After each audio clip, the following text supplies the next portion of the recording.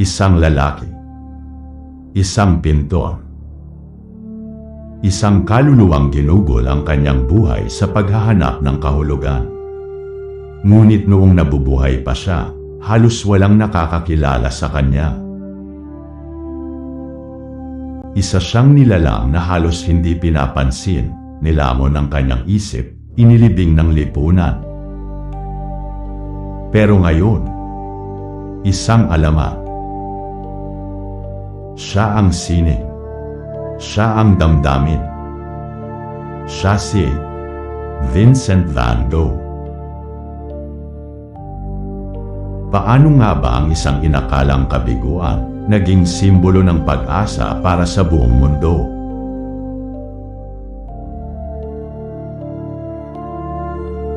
Sa bawat kwento, may saysay. Mula sa mga aral ng nakaraan, sa mga kaganapan ng kasalukuyan, hanggang sa mga pangarap para sa hinaharap, lahat ng ito ay may kahulugan. Sama-sama nating tuklasin ang mga lihim ng kasaysayan, unawain ang mundo ngayon, at silipin ang hinaharap na maaaring magbago sa ating buhay. Halina't sumama sa isang paglalakbay ng pagkatuto at pagtuklas dito sa Saysay.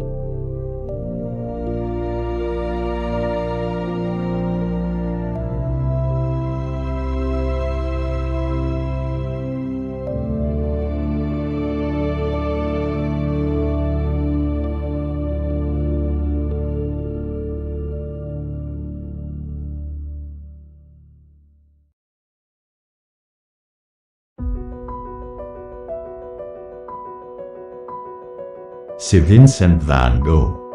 Ngayon, isang sikat na pangalan. Ang kanyang Starry Night ay kabisado na ng buong mundo.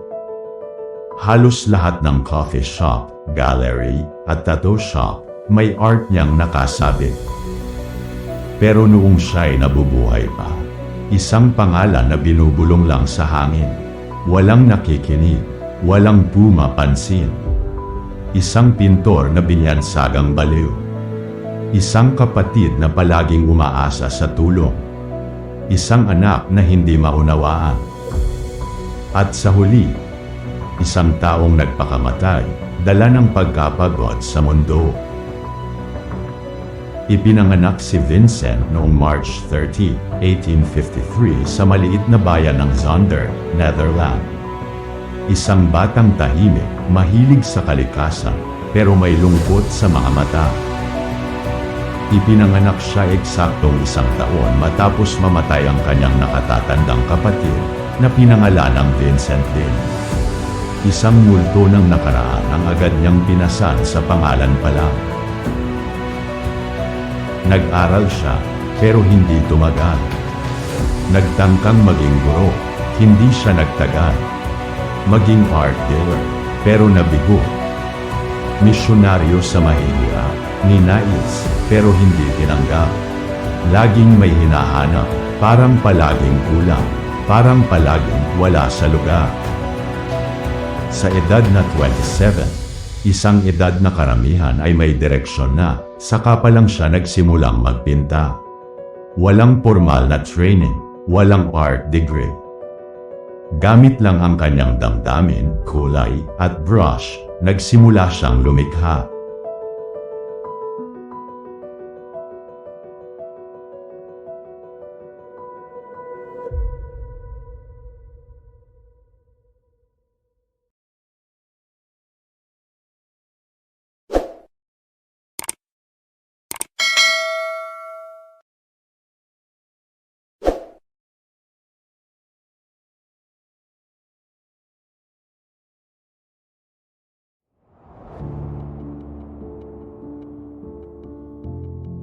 Sa loob ng 10 years, isang dekada, nakalikha siya ng higit sa 2,000 artworks. Mga sketch, mga oil painting, mga sulat sa kanyang kapatid na si Theo na may mga drawing sa gilid. Pero kahit ganon karami, walang bumibili, walang pumapansin. Ang estilo ni Van Gogh, hindi katulad ng iba, makulay, mabilis ang stroke, mabigat sa damdamin, minsan tila magulo, minsan tila masyadong masigla. Ngunit sa likod ng mga kulay, ay isang pusong wasak. Habang lumilikha siya ng sining, unti-unti ring bumibigat ang kanyang mental health. Nagkaroon siya ng depresyon, hallucinations, at yung pinakasikat na insidente. Noong tinanggal niya ang kanyang sariling tenga. Tama, literal. Isinilid pa niya ito sa envelope at iniabot sa isang babae. Dinala siya sa asylum sa Saint Remy de Provence. At doon, habang nasa pagitan ng realidad at imahinasyon, ipininta niya ang kanyang Starry Night. Starry Night, Sunflowers, The Bedroom, tatlong obra na hindi lang basta painting, kundi mga piraso ng kanyang kaluluwa. Ang mga araw na may pag-asa, inilagay niya sa mga araw na maliwanag ang kulay. Ang kanyang kwarto, ipininta niya para hindi makalimutan kung anong itsura ng tahanan, kahit wala siyang tahanan. Ang kanyang sining ay journal ng damdamin, hindi para sumikat, kundi para mabuhay.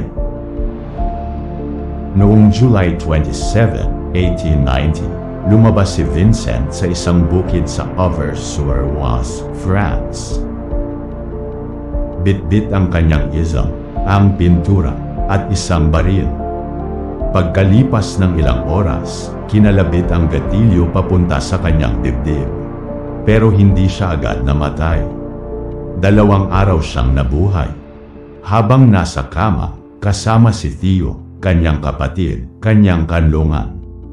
At sa kanyang huling hininga, kanyang sinabi, ang lungkot ay mananatili magpakailanman.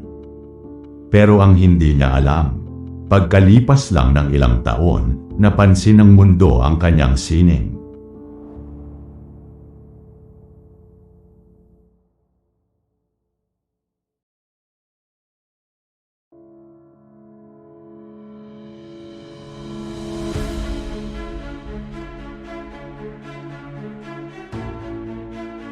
Naging inspirasyon sa mga Impressionists. Naging paksa ng art schools. Hanggang sa ang kanyang obra ay ibinenta sa halagang $82.5 million. Isang hindi pinapansin at ngayon ay tinuturing na isa sa pinakaimportanteng artist sa buong mundo.